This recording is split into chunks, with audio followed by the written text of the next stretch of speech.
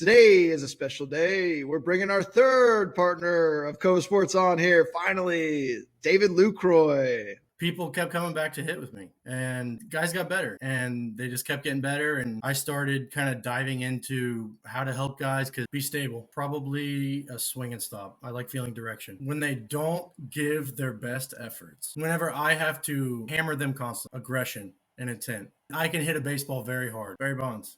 I love Ichiro though. Why Barry Bonds? He's the GOAT.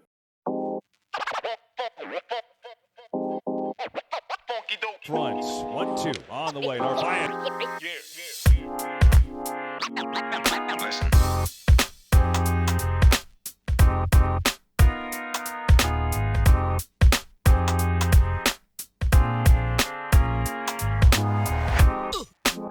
Hey guys, welcome to the Kova Sports Brick by Brick podcast. My name's Tejay, Antone, and I play for the Cincinnati Reds. And I'm also a partner at Kova Sports. This is my co-host, Jeremy Kivel, former player for the Cincinnati Reds and also owner at Kova Sports. Today is a special day. We're bringing our third partner of Kova Sports on here. Finally, David Lucroy. Welcome to the podcast, David. Finally made it. I'm here. I made it.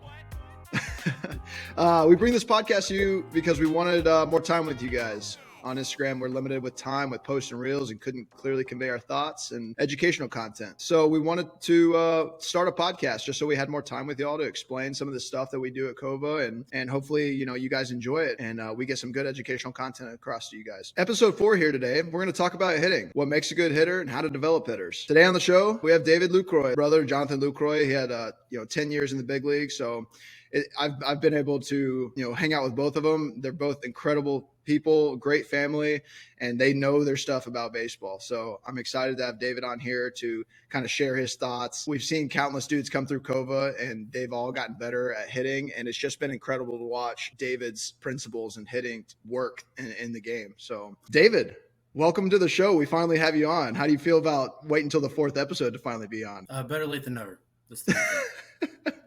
Save the best for 4th or something like that, right? There you go. That's all good. I love it. We need to get you on here more. I'm down. Let's do it. Kiv's the coffee master today. Shout out Yeti. Yeah, shout out to Yeti. Shout out to Yeti on this Starbucks. mop head. Hey, everyone go to Starbucks. They're a sponsor of the podcast. What is that mug, David? It's a mustache cup, brother. That's You know sick. what a mustache cup is? I've you can never drink it even and don't seen get your it. mustache dirty. Yeah. That's sick. My coffee came from Costco, bulk beans. We have a partnership with Costco, Starbucks, Yeti. No, I'm totally kidding. We don't have, but we will have. We have no sponsors sponsorships. eventually. If you guys want to support us, just like and subscribe the video. Come train with us. That's a lot of support too. Yeah. So David, first question. You were a pitcher in college and professionally. Like, what made you want to dive into hitting after you retired? The easy answer is kind of capitalism in the sense of like people kept coming back to hit with me. And I tell people this all the time, but whenever I first stopped playing, so obviously I was a broke minor leaguer and in the off season, just trying to bang out some lessons, get some money.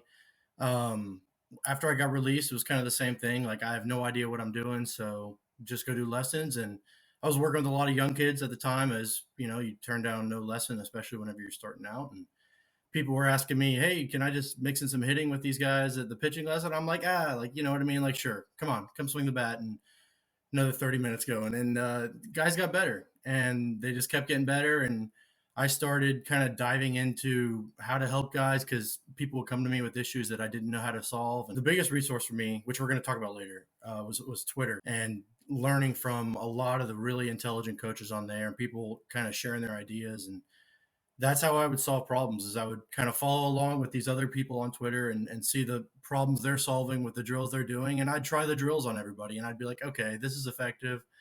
This isn't effective, and just sort of throw out what didn't work and keep what did work. And I've just done that for probably 4 years now, something like 11 or 1,200 hours per year in the cage, just tons of guys just learning what did work and what didn't work. And it clearly worked because people keep coming back and guys do get better. That's what I tell myself, at least, is as long as they get better, that's all that matters. But it is a funky thing being a pitcher and learning how to teach hitting. But I like to think that I'm better at it because I didn't have any like predisposed thoughts about what was wrong or what was right, because a lot of my life was dedicated to throwing. So it was all a learning experience. And I learned alongside my clients. And I mean, they didn't know that at the time, I guess, but I learned alongside them and they got better. So like, I don't really care because that's it. They got better. Like, no, you're 100% right. Like, I think you nailed it right there. Like you were doing like a little science experiment on the kids. Yeah. Like you were like, if I do this drill, will the kid get better? And I think you are also right with, you didn't have any presets in your mind. Like this is how you hit, or like, this is what worked for me. Like you purely made the decisions on what worked and what didn't work for the results of the kids. You know what I'm saying? And I think that is the most correct way to do it. A lot of these hitting coaches go in with like, okay, this worked for me in high school, or this worked for me in college or professionally. Now I'm going to impose my own thoughts on you. That's not, I mean, it can work, but that's not the best way to coach. And I think you did a really good job of like being a blank slate and just learning as much as possible. But you also already had like a really good understanding of, as a pitcher, damage is bad. And then you just flip the script. Okay, now damage is good. Like, let's do damage. And so that's really cool. Is there any person in particular that you like to follow on Twitter when you were like learning a lot? There's a lot. There really is a lot. Just some of the people on Twitter that like, you steal drills. Like we've talked about that before. You just steal stuff from people and you're like, oh, okay, I like that. I don't like that. But the big guys are probably like Jason Ochart on Twitter is great. Joey Cunha, Bobby Tewksbury, Baseball Rebellion, Chaz Pippett over in North Carolina. There's a lot of guys. Like if you go, I heard this, you guys were talking about this on a podcast. I think Kivel said something about this last episode.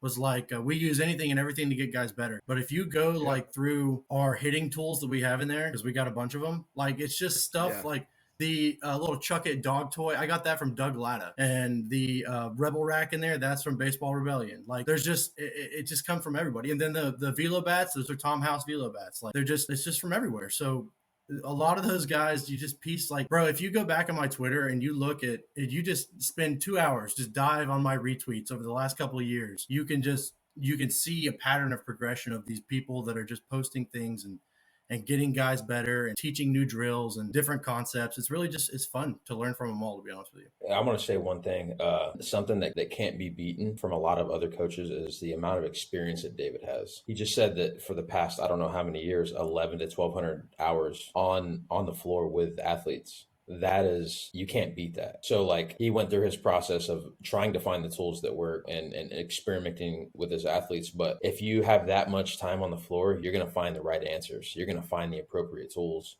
and you're going to be able to sift through some of the stuff that is BS that you find on the internet as well. So I just wanted to point that out there.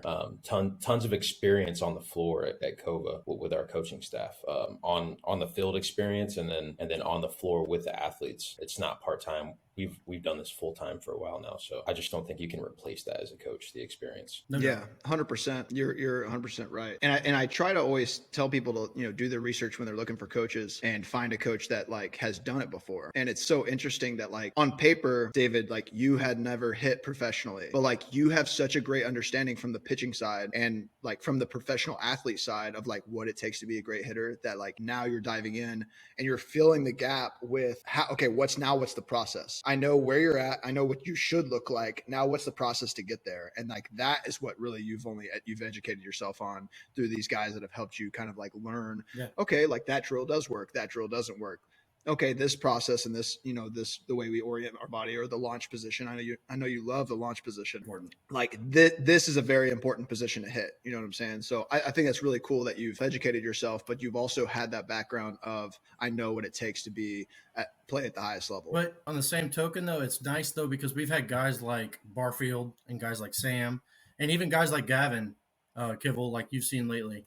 They come in and they coach, and whenever good hitters are in there coaching with us, I like to sit back and listen. Like, it's nothing I say is perfect to an athlete. Like there's a way I could say it better or convey a message better, but to hear a good hitter give basically the same kind of cue and the same advice that I would give, like that's a good indicator for me as far as I can tell. Yeah. So at Kova, how do we make hitters better? How does Coach David Lucroy and his little posse of people make guys better? So the first thing we do is we like to simplify the timing and simplify the swing. The second thing is we try and get them hitting from really strong positions. So we'll dive more into that in a second too. And then the third one is that we stress them out. So the first is the simplifying the timing and the swing.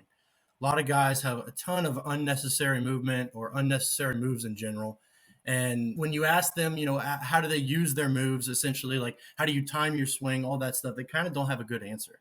And so I like to just sort of simplify their mindset and understand that they can make these simple, easy moves, use it as a timing and rhythm thing, and just everything gets easier. They don't have a million things in their head. Hey, got to get my hands here, think this, get my feet, turn my hips, whatever it is. It's nothing.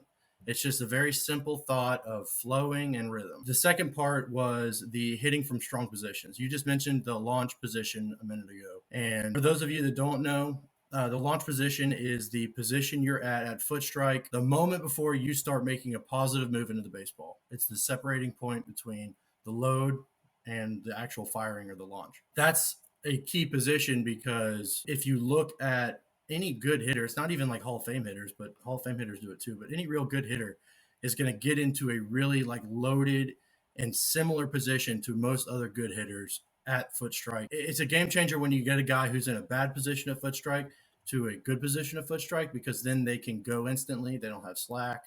It's just a game changer. So that's the big thing on the position. And then the stress them out thing. That's Kivel. We've been stressing guys out the past couple of weeks lately, throwing BP to guys, but really just trying to keep the stress levels high with high intensity machine, moving the machine distance wise, back to 60 feet, up to 40 feet, trying to keep the environment. It's not like, perfect curveball first round, slider second round, but a lot of time it is a variable distance and a variable velocity. So it's something different. These guys are having to make adaptations on the fly, and they're like, dang, this machine is faster today. Oh, this machine is closer today. So it kind of puts them in a little bit of stressful situation. So when they go in the game, they're feeling a little more numb to the stress, which I think is really important. Yeah. Kivel, you have anything for that? Yeah, I think that random practice model is huge. As far as changing up the environment on the athlete, a lot of people overemphasize specificity, where it's like, oh, no, the machine needs to be at 60 feet, 6 inches away, like every single time, it's like, not really. Like if you move the machine back, move the machine up, move it to the left, move it to the right, make it go faster, make it go slower. The environment is consistently different. So when you do get in the game, the pitcher is throwing at 60 feet, 6 inches. The environment is the same and it's easier to process. So random practice works with pitchers the same way it does with hitters. I think that David lives and dies by that. He gets guys on the machine and they get better. And they get stressed. Sometimes I'll even be like, nah, you got to do primers. And after a couple of weeks, the kid's hitting off the machine, they get it. Yep. Like they start figuring it out and making those adjustments that they're working on in front toss and on the tee off the machine. And then it really all starts to click with the guys. And then, yeah, me and David have been throwing BP to the guys too. That's something that we'll do. We'll get it like 50 feet, 55 feet, and we'll just try to absolutely dice the guys. So, it sucks for them, but yeah.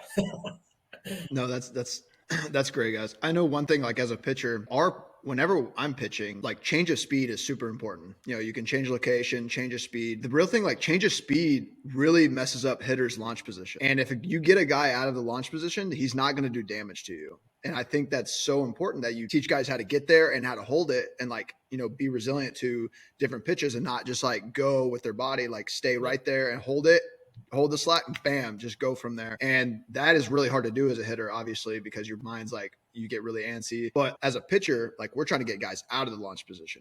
If you can get a guy out of the launch position with different change of speeds, up, down, in, out, like that's when we win. So I think, like you said, launch position is a very important thing to teach. And then I also love that you guys just crush kids with the stressful environments. I mean, it is stressful. Not only like are you changing things like that, but we're small group training. And when one of your boys is consistently PRing in your group and then you're not, that's stressful too, because you're like, what's going on? I'm like, oh, gosh, I gotta do better than this. It's like, what, I want to hit the ball hard like he is. So that's another stress factor added on. It's like just the competition factor that we always have in our gym. The music's always loud. People are PRing, people are yelling at each other. And it's just like a great time. Like it's so much fun. And that's why so many kids have come to us. Smelling salts. Yeah. Things are just everything. People calling you soft. Yeah, dude, it's constant. And that's why people always come back to us and talk to us about like, the Kova fam and like I love the culture. I love the environment. Like it gets me better. So like there's all those factors that are going on like inside of just training like at Kova. So let's jump to the next part. What are some of your favorite KPIs when you're training someone? Like how do you like are there any like tangible results that you're looking for? I know we have a hit tracks in our gym, so we're able to track all of it, launch angle, every swing a kid makes in our gym is like recorded, not only like with a video camera, but also recorded on the hit tracks database. So it's really cool that you can have a kid come in, from day one and watch all this kind of progression happen. So what are your favorite KPIs? Basically the only KPIs that I care about, like really improving, are going to be just your peak exit velo, but more importantly, your average exit velo, because it is about how hard you hit the ball, because that allows you to hit the ball hard often, but it's more about how often do you hit the ball hard, for sure.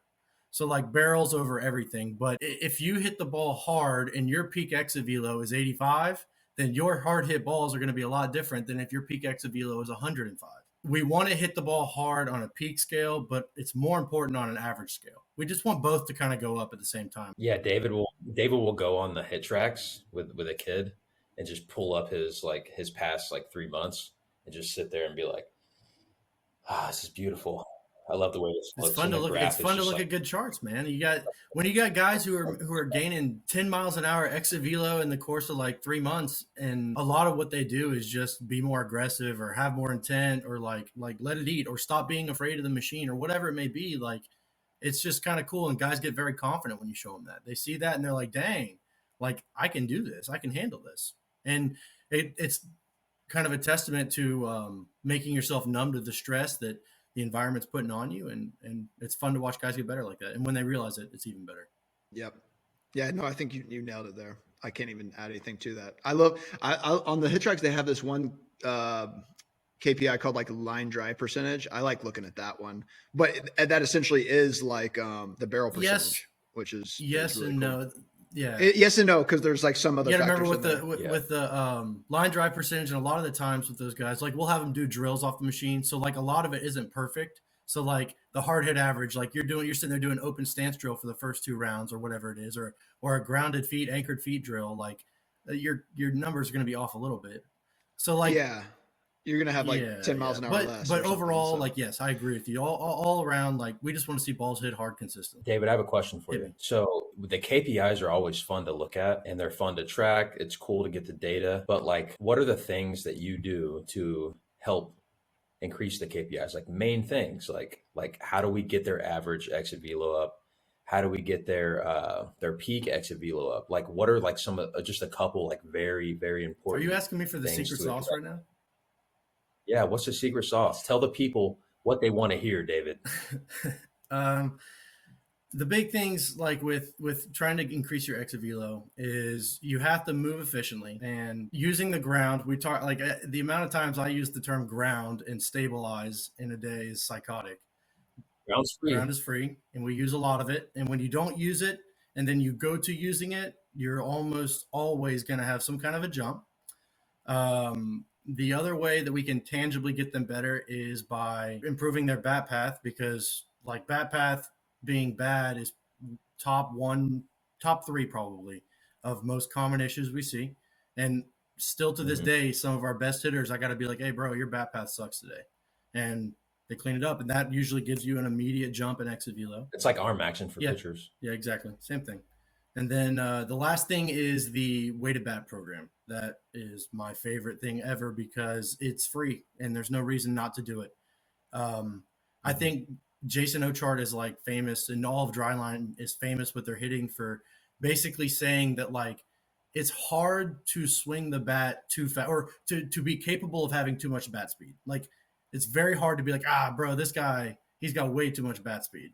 So slow down. Yeah, like chill out with all that bat speed, bro. So to me, like everybody, if they are in a position where they're training frequently enough to get a bat speed program in, because we all know it doesn't work if you do bat speed once a week.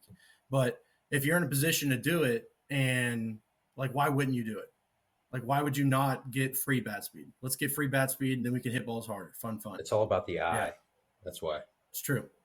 Yeah. So I know there's like kind of like a very specific regiment that you use, but like tell the people a little bit about the bat speed program. So there's like overload bats which are heavier, and then underload bats which are lighter. You want to touch So on that this just is for a quick second? actually this is like the most free, best advice you'll ever get because a bat speed program is super simple. It really is. You just have to get a bat that is a little bit heavier and a bat that is a little bit lighter, and your game bat, and swing them all as hard as you can with good intent for a consistent period over the course of a month and a half, a few days a week. You get your specific number of reps in, and it'll pretty much work. It's pretty simple. Like just Yeah. swing with intent. Obviously, you want to swing hard because nobody ever got stronger by not trying to get stronger.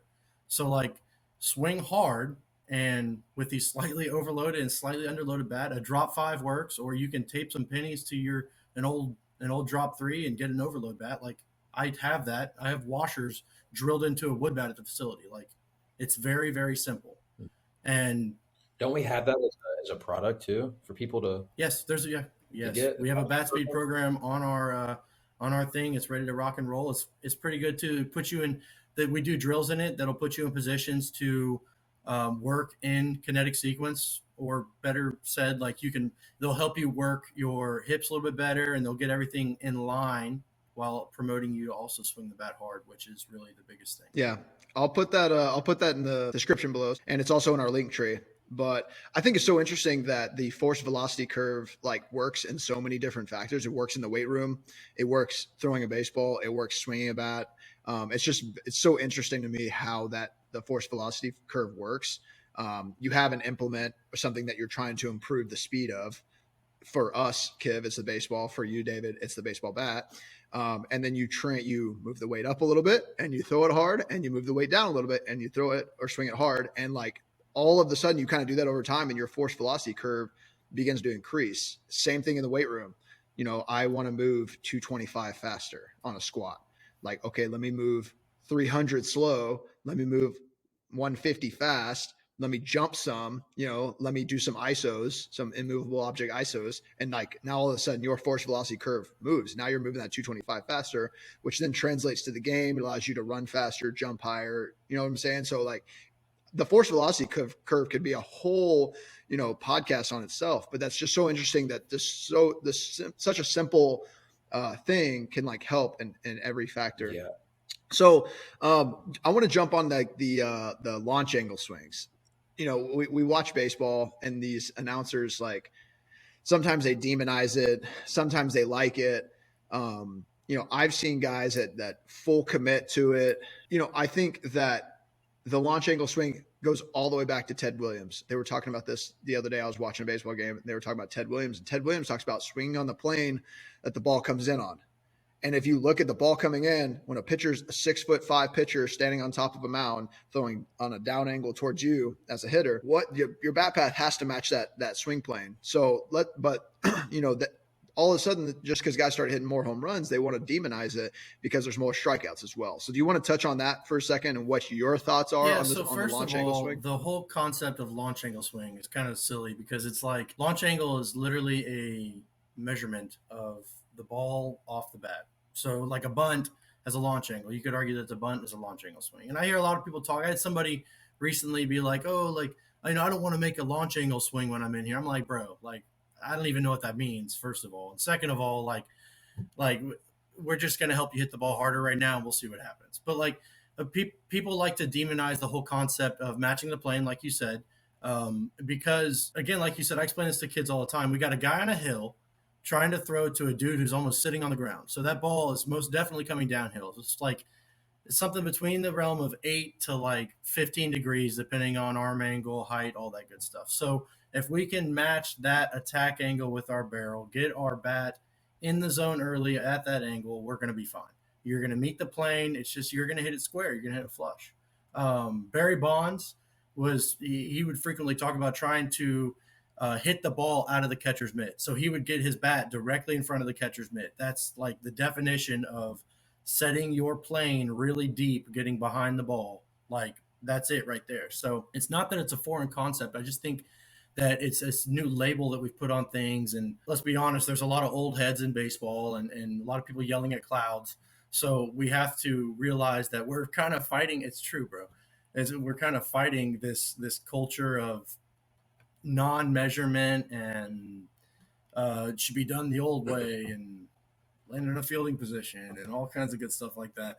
So it's like it's people just don't like it. What do you got on the people that basically like see that concept of launch angle swing and like swing up and just completely forget about anything and everything else involving with the kinetic chain and the swing and just swing up? Like, what do you think about that? How is that positive and how is that negative to the development of young hitters? Maybe my blog game on Twitter is just pretty good, but I don't see a lot of that anymore. You saw a lot more of that a couple of years ago.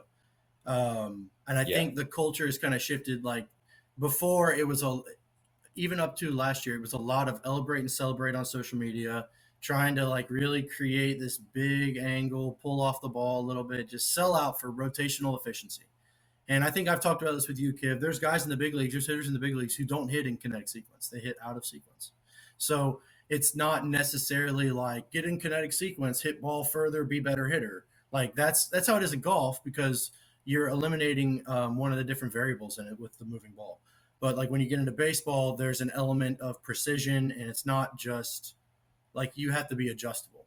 That's the big thing with baseball. So it's definitely frustrating to see people demonize it based on what a lot of people said, like, you know, like we just talked about, elevate and celebrate. But I think the lesson to be learned is that most damage is done on a high line drive, hitting balls into the gaps, not hitting ground balls. And that's really the big lesson to take away is like stop hitting ground balls.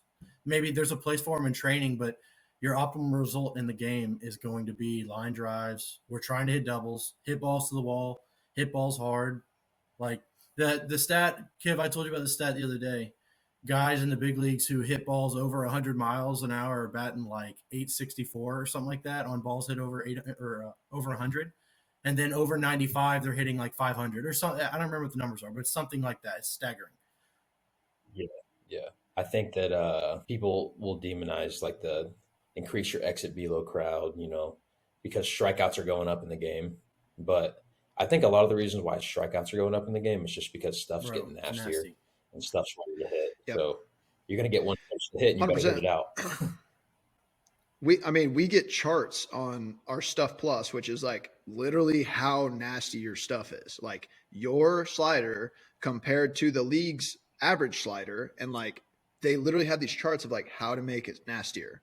So, and then we just are so good at like with Rapsodo or with TrackMan now at manipulating the ball. It's like, oh, I just need to get under a little bit more. And now I have my Stuff Plus is 150. It's like, yeah, now just throw that in the zone and like, you're good. So yeah, like you said, Kid, like baseball is just getting better with the data. And I think hitting is too, because now you're able to see like what, like you said, like see what drills are directly changing these kids' swings and then changing them for the better. I got 2 questions left, and then Kiv, I know you have a speed round ready, so these questions will be quick. So Dave, what's your biggest bang for your buck drill athletes could do on their own? Like if they went to the cage with their boy, hit off the tee, or did front toss? Biggest bang for their buck. You could ask me this drill every 6 months, and I might give you a different answer. But the biggest bang for your buck drill is probably something like maybe like a static anchored foot swing and stop or something like that, just to like cover so many different bases. But anything anchored is a big deal. Like just trying to anchor your back foot, keeping it real low, not allowing it to have a big rotation. That'll help you feel direction. It'll help you feel connection to the ground. It'll help you feel like how your arms need to work efficiently, because a lot of guys are very draggy in their swing or very pushy. And whenever you anchor those feet, it kills the rotation of your shoulders and it forces you to be efficient with your arms. So it's one of those things where it's not perfect. That's not like do that drill, get better. But like it's definitely a drill that I find myself being like, just go anchored stance for a few and feel this. And it kind of just is like a good default spot where guys can just feel the ground and get back to a simplified approach. Goes back to what we talked about earlier with teaching guys. We like to simplify their swing, and controlling the ground is simplifying. Yeah, no, I think that sounds like a good staple drill to just kind of like start out the day with. Kivel loves that drill. Prime the body. Yeah. prime the body, get it ready, and then we can kind of move forward from there. All right, last question I got, and I'm going to try to ask all the guests that we have on here, is if you could give advice to your younger self, what would you say as a baseball player? This is tough, man. I got a lot of them. I'd say a lot. I'd have a long conversation with myself. Something along the lines of just try and throw it hard. Focus on throwing hard and stop focusing on your mechanics so much. Something along those lines. Like don't be so freaking mental and just let it eat and see what happens. Like I think that is like the Achilles heel of baseball is that there's so much time to think and you just get domed up. You get too caught up in like, oh, I got to be here and here. And when in reality, you just got to throw the crap out of it and hit the crap out of it. And if you consistently do that, you will literally never stop playing. So, yeah. And I think practicing going to a facility that the goal is hit the crap out of it and throw the crap out of it and lets you kind of just be free in that instead of like, hey, you have to do this, you have to do that. But when you are just like free to like move and be an athlete and you begin to trust that process of throwing, all right, I'm just going to throw this ball hard, or I'm just going to hit this ball hard as I can. Even if I miss, I'm not going to be yelled at because it's okay. Like I'm practicing right now. And I think that's a really good advice for some younger guys. Kiv, you ready for the speed round? I want to hear this. I haven't even heard these questions yet. All right. So Mr. David Lucroy, are you ready? Born ready. Let's for go. the speed question round. So I'm going to need an answer within 15 seconds. I'll be nice. Each question. Okay. And I do have a timer, and there is a punishment. All right. You ready? All right. What is your favorite cue as a coach? Be stable. Wow. Great answer. All right. What is your favorite hitting drill as a hitter yourself? Probably a swing and stop. I like feeling direction. What is your number one pet peeve with athletes? When they don't give their best efforts. Whenever I have to hammer them constantly. How about that? What is your favorite attribute in players that you like to train? Aggression and intent. Okay. Aggression and intent. Do you hit homers? Yes. I can hit a baseball very hard. HitTrax homers counts. What's your hardest hit ball? Ever? Ever. Does it count with the fungo? We're going to say no on the fungo. I think it's probably like 104. It's like 103.7, 104, right in there. Something like that. Barry Bonds or Ichiro? Barry Bonds. I love Ichiro, though. Why Barry Bonds? He's the GOAT. Okay, that's fair. Pujols or Cabrera? That's a good one. Pujols, because he's just grinding right now. Did you see him running the bases the other day? I was like, bro, your knees are not good. He's trying to get that 700, though. Pujols, because he's just, I don't know. Cabrera. I grew up with him. Cabrera's Pujols is, but Cabrera is no doubt. He's one of the best. Where can people find you, David? At Kova Sports in Mansfield, Texas. On Twitter, I do a lot of any social media stuff I do for the most part is going to be on Twitter. I am at the Lukey Poo. I'm verified on there, so you can find me. But most of my stuff I do on Twitter. I do a little bit of Instagram stuff. You guys know Instagram's not my thing. But you can find me there, and you can find me on Facebook. Find me anywhere you want. I'll get back to you on Instagram too. Yeah, find you at Kova hitting bombs. Helping people hit bombs. Yeah, and hit. Hey, one thing. So, Kiv, I think it was last episode you did a speed round with me, and you asked me who is the most competitive teammate I've ever had, and I said JJ is one of them, and I said Tony Vitello, and I forgot to add David Lucroy because anytime we do anything in the gym, we can go over and do jump mat, we can go over and do swing speed, just like jacking around in the middle of the day. And David will stop what he's doing to come over and beat us and like give it like 3 max effort swings. He'll be cold as ever, haven't swung in 2 hours. And he will swing as hard as he possibly can. And I love the competitiveness. Kiv, when's the last time? It's so fun. When's the last time I've thrown high intensity other than last week? Tell me. It's been like 3 years. A long time. Yeah, it's been like 3 years. And this dude he was 88, 89 flat ground. Like no, 90, bro. I was 90. And you were 90-91 compression. Because Kiv started throwing before me over there, and I was like, all right, I'll see what I can do. So why not? You got to be competitive, man. Most explosive athlete I've ever seen in my life. It's Jeremy Kivel. Unbelievable. Yeah. Hey, well, that was a fun, quick little podcast today, guys. I really enjoyed it. If you guys enjoyed that, like and subscribe here. That really helps us out. Just gets the video going with the YouTube and podcast Spotify algorithm. Check out our link tree on our Instagram bio. There's a lot of free stuff on there. We have a free pivot pickoff guide. We have that swing speed 6 weeks swing speed. That's a tongue twister. 6-week swing speed program.